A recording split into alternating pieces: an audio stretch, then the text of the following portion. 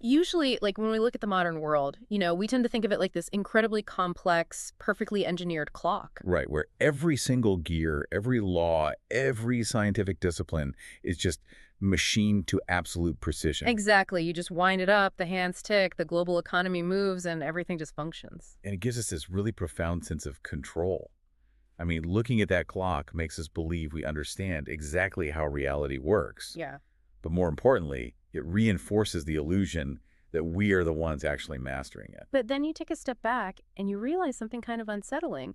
The clock is ticking perfectly, sure, but the gears are actually grinding themselves to dust. Yeah, that's a great way to put it. So today, for this deep dive, we are opening up a stack of incredibly rich texts and analyses compiled by Petri Hakarainen. And these sources are fascinating because they document the historical and philosophical clash between the European worldview and Native American cultures. Right, and we'll be looking at some really blistering critiques of modern knowledge from native Elder Wallace Black Elk. Plus, we'll be exploring the deeply necessary, yet almost entirely forgotten archetype of the sacred clown. Which I am so excited to get into, because we aren't just talking about abstract history here. No, not at all. These texts fundamentally challenge our baseline definitions of freedom, of reason, and really of reality itself. Wow. They ask you to consider if the very tools we use to understand the world are actually the things blinding us to it. Okay, let's unpack this. Because to really understand how our society functions today, we actually have to jump back in time to the 1700s and 1800s. Right, to look at where our modern concept of freedom actually came from. Exactly. So imagine the European society of that era. It's rigid. It's a system ruled by absolutism, monarchs, and just incredibly strict class divisions. Yeah, the concept of a truly free, autonomous individual just didn't exist in their cultural vocabulary. Like, it wasn't even an option. No. The idea that a person could exist outside of a rigid hierarchy was conceptually impossible for the European mind back then. So when Europeans crossed the Atlantic and reached the Americas, they didn't just find new land. Right. They encountered an entirely new paradigm of human existence. Yeah, they found these vast, complex, highly functioning societies that had no kings, no standing armies, and no police forces. Which was completely baffling to them. I mean, I have to admit, I'm struggling with this concept too, because my modern Western brain hears no police and no central authority, and I immediately picture, like, the purge. Oh, totally. Complete chaos. Right. If there's no threat of a dungeon or a fine or something, how did a massive society like the Huron actually function without everyone just stealing each other's food? Well, that is the exact stumbling block the Europeans hit. They couldn't understand the mechanics of it at all. So how did it work? The native societies functioned through deep kinship networks, intense social cohesion, and reputation. Okay, so it was more about community ties. Exactly. Your standing in the community and your obligations to your extended family were the binding forces. Justice was restorative, not punitive. You didn't obey the rules because you feared a king. You cooperated because your survival and your identity were intrinsically woven into the survival of the group. That makes a lot of sense. And there's this quote in the sources from a 17th century Huron native speaking to the colonists, and it just perfectly captures that disconnect. Oh, I love this quote. Yeah, he looks at them and says, "We are free and united in brotherhood, while you are slaves to one man. I am the master of my own body and subject only to the Great Spirit." So powerful. Imagine how incredibly offensive and paradigm-shattering it must have sounded to European nobility to be called slaves to one man by someone they actively considered to be, uncivilized. It was an intellectual earthquake. I mean, the Europeans literally lacked the language to describe what they were seeing. Wow. Literally lacked the language. Yeah. The sources actually note how the French Baron de Lantin, who lived among these tribes, struggled so deeply to explain their leaderless but orderly lifestyle to his readers back home. Right. He was so stuck that he had to borrow an ancient Greek word, anarchy, meaning no ruler. Wait, he had to reach all the way back to antiquity just to find a label. Exactly. And this shock directly triggered massive philosophical awakenings in Europe. It became the catalyst for thinkers like Jean-Jacques Rousseau and his famous discourse on the origin of inequality. Okay, but I'm trying to connect the dots here. If this indigenous model of freedom was so highly functional and alluring to European philosophers, why didn't they just, integrate into it? That's a great question. Why did they feel the need to reverse engineer it instead? Honestly. Because completely abandoning their worldview was terrifying. So instead, European thinkers on completely opposite ends of the political spectrum just scrambled to copy the mechanics of it. And the sources highlight an incredibly revealing historical fact here. The exact same native structures inspired entirely opposing political camps. So what does this all mean? How do you get two fiercely opposed systems from one single blueprint? What's fascinating here is how selectively the West borrowed from these cultures. Okay, give me an example. Take the U.S. Founding Fathers, figures like Thomas Paine and Benjamin Franklin. Right, the architects of American democracy. Exactly. They looked directly at the Iroquois Confederacy, which was this brilliant political mechanism where independent regional tribes sent delegates to a central council to make decisions by consensus. Without a king. Right, no king. Yeah.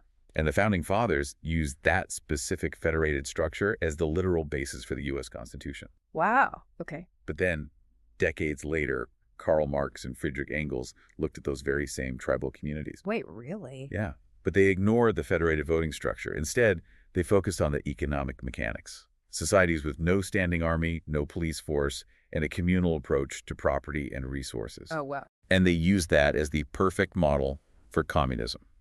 Wait, so two completely opposed modern political systems, literally the defining political rivalry of the modern era, essentially ripped off the exact same indigenous blueprint. They did. But they both clearly left something out. Yeah, they both borrowed the structural mechanics, but they entirely lost the spiritual glue. Spiritual glue. Right. In the native societies, the system worked because it was bound together by a deep, inherent respect for individual autonomy, paired with a spiritual connection to the whole. So you can't just take the rules without the mindset. Exactly. You cannot separate the governance from the empathy. When the West copied the mechanics, they left the empathy behind. That is wild. So democracy embraced the voting structure but paired it with limitless competitive market economics. And communism embraced the communal resource structure but paired it with forceful, state-led control. Wow. Okay, so applying a structural framework without its underlying empathetic foundation doesn't yield actual freedom. No, it just creates new, highly efficient systems of control. We took the scaffolding, threw away the actual foundation, and called it progress. That's a perfect summary. But according to the texts, this tragic loss of the spiritual glue didn't just break our political systems. No, it went much deeper than that. Right, because the systems we build are just reflections of the language we use to think. And this fractured mindset completely broke how we process reality itself. Yes. Which brings us to this amazing showdown at Stanford University with the native elder Wallace Black Elk. This is such a pivotal moment in the source material. Set the scene for us. So Wallace Black Elk walked right into Stanford University, which is obviously one of the most prestigious academic institutions on the planet. Right. And he essentially told the researchers there that their hyper-specialized, fragmented way of learning was making them stupider. I love that so much. He basically pointed out that the university operates in these completely siloed languages, right? Exactly. You have the scientific language, the psychological language, the legal language, the religious language. And they never communicate with each other. A physicist isn't talking to the theologian. The psychologist isn't talking to the legal scholar. Right. And Black Elk uses this devastating analogy to explain Western science. Oh, the sawdust one. Yeah. He says, imagine experts cutting a branch from a living tree. They take it into a sterile lab. They chop it down to the microscopic cellular level. Okay. They spend years writing a 100-page award-winning report on it. And then they sweep all the sawdust into the trash, completely forgetting how to put the pieces back together. Wow. They completely forget how to assemble it. It is a perfect critique of reductionism. We believe that by breaking reality down into its smallest possible components, we will naturally understand the whole. But Black Elk points out that the universe is not a machine you can just disassemble. Exactly. And he goes a step further. Yeah. He critiques the very language we use to do this dissecting. Right. He calls English a double-barreled snake language. Here's where it gets really interesting, because I need to understand how a language actually forces you to disconnect things. How does English act like a snake? Well, he's referring to the mechanics of Western language. English relies heavily on static nouns and separating conjunctions. You mean words like or and nor? Exactly. Yeah. These are linguistic tools designed to constantly categorize, divide, and isolate concepts from one another. We turn a river into a static object, a noun. We freeze it. Oh, I see. Indigenous languages, like Lakota, are inherently verb-based and relational. They don't describe a tree or a river as isolated objects. So how do they describe them? They describe them as ongoing processes happening in direct relationship with the landscape, the animals, and the speaker. The language itself refuses to let you conceptually isolate a subject from its environment. That is so cool. It's like, okay, it's like a brilliant mechanic who can take apart a car engine perfectly. Right. They pull out every single piston, they label every single tiny screw, they lay it all out on a spotless white table. But if you ask them to actually make the car drive down the highway, they look at you blankly because they only understand the pieces in isolation. They have no concept of combustion and motion. That's exactly it. And we see this everywhere. Yeah. Look at the example the text gives about Manhattan. 500 years ago, it was a living ecosystem, a home of free people moving in dynamic relation to the land. Right. Today, through the completely abstract concept of property rights, it has been chopped into rigid, fenced-off, rented squares of concrete. We literally chopped the island into sawdust. And if we connect this to the bigger picture, the profound danger of this becomes obvious. Language doesn't just describe the world you live in. It actively creates the reality you experience. Wow. If your language and your science are built entirely around the act of chopping reality into smaller and smaller isolated pieces, you eventually find yourself living in a very lonely, fractured universe. I have to push back a little here, though. Sure. Didn't we kind of need to become obsessed with measuring and extracting to achieve all our modern technological wonders? I mean, we cured diseases. We went to the moon. Right. Is the text arguing that the scientific method itself is evil? Like, what is the actual archetypal force driving this obsession with separation? Well, Petri Hakarinen's analysis addresses that directly. He suggests that the driving archetype of Western culture is the guarding of the element of fire, or light. Fire. Symbolically, this fire represents pure reason, intellect, and analysis. It is the light of illumination that drives out the darkness of ignorance. Which sounds good on paper. It does. The texts aren't saying reason is evil. The tragedy is that this Promethean fire wasn't just used to keep us warm or cure diseases. It became a massive, grinding machine used to subjugate Mother Earth. So reason became a weapon instead of a tool. Exactly. You see the literal manifestation of this archetype in things like combustion engines and nuclear explosions. Wow. Yeah. It is the violent, forceful application of fire and extreme pressure to extract power from nature. And it didn't just stay in the realm of science and industry. Where else did it go? The sources detail how this tyranny of reason actually poisoned religion. Look at the Gnostics. Remind me who they were. They were early spiritual seekers who believed in direct, personal, unmediated experience of the divine. You didn't need a priest or a rigid rulebook, you just needed to experience it. Right. But the massive religious institutions of the time saw that autonomous freedom as a threat to their neatly categorized hierarchy. Of course they did. So they used the literal fire of medieval torture, boiling people alive to crush them. The institution became obsessed with rules, measurements, and control, rather than actual spiritual connection. It's like when reason becomes absolute and unbending, it just becomes tyrannical. Yes. And the poet William Blake perfectly captured this in his mythological figure of Urizen. Ah, yes, Urizen. Urizen is the god of reason, and Blake famously depicted him as this stern, bearded old man kneeling down, measuring the dark universe below him with a giant mathematical compass. Such a striking image. It really is. It represents cold, calculating math, completely disconnected from any spiritual warmth or empathy. Urizen is like the ultimate manifestation of Black Elk's Stanford scientists. He really is. Yeah. And the real-world consequences of Urizen's compass are brutal. Yeah. The sources point to the Potosi Mountain in Bolivia. When the Europeans arrived there, they didn't see a sacred mountain or a vital part of a living ecosystem. They just saw the silver. Exactly. Looking through the lens of that compass, they saw a purely measurable resource. They mined the silver out of that mountain using the blood and forced labor of the indigenous people, using that wealth to build the European middle class. Wow. They destroyed the global balance because they were operating on this strict, dualistic, us versus them mindset. That dualism seems to be the fatal flaw of the entire system. It is. When the fire of reason entirely lacks empathy, when you view yourself as separate from the world around you, everything in the universe is immediately categorized into only two columns. Right. It is either an exploiter or it is a resource to be exploited. There is no middle ground. None at all. So we find ourselves trapped in this rigid, hyper-measured, dualistic prison of our own making. How do we break the spell?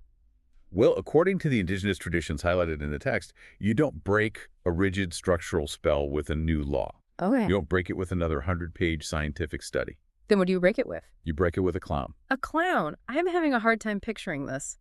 How does a clown actually solve a societal crisis of extreme reductionism? We are talking about the sacred clown. In Lakota culture, they are known as the Hayoka, and in Hopi culture, the Kosher. Okay. These figures were vital to the survival and psychological health of the community. They acted as the ultimate pressure valve. Remember how fire categorizes and rigidifies? The sources associate the clowns with water elements, mist, lightning, rain. Where fire hardens, water flows and dissolves. Oh, that's beautiful. The sacred clowns were the only individuals in the society who were culturally mandated to publicly mock the leaders. Wait, really? Yes, to ask the experts why, and to deliberately disrupt rigid dogmas before they could turn into Urizen's cold stones. So they use backward behavior and shock to shake people out of their certainty? Exactly. And the texts mention they draw their unique power from the experience of shame. Which makes sense because shame is the feeling of your ego being completely exposed. Right.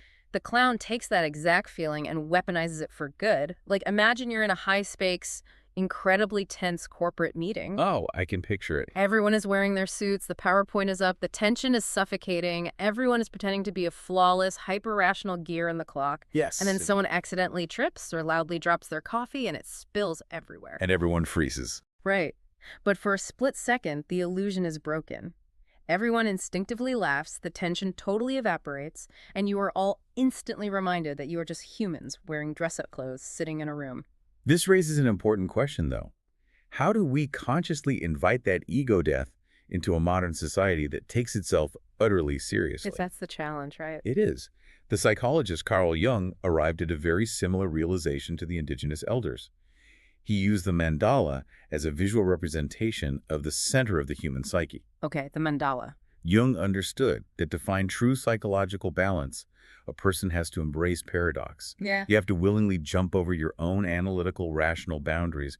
You cannot logic your way to the center of the mandala. And the clown forces us over that boundary. Yes. They push us over the edge by looking right at our inflated Urizen-like egos and laughing in our faces. Exactly. And the beautiful thing the texts point out is that this proves a profound truth. The death of the ego is the only real death. When the clown mocks you, when your pride is shattered, you realize that your true core humanity doesn't actually die just because it gets laughed at. You survive the embarrassment, and what's left behind is authentic. The clown destroys the illusion of separation. And this brings us to how we apply this ancient wisdom to our present moment. Okay, let's bring it to today. The indigenous worldview operates on the concept of cyclical time, not a straight progressive line ending in a final destination like the Western model. Right.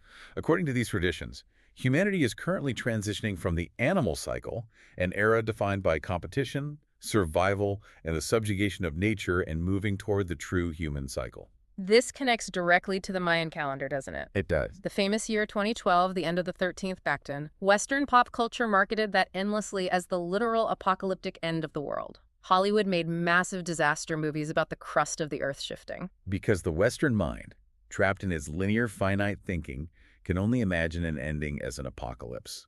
The fire archetype dictates that when the fuel runs out, everything goes dark.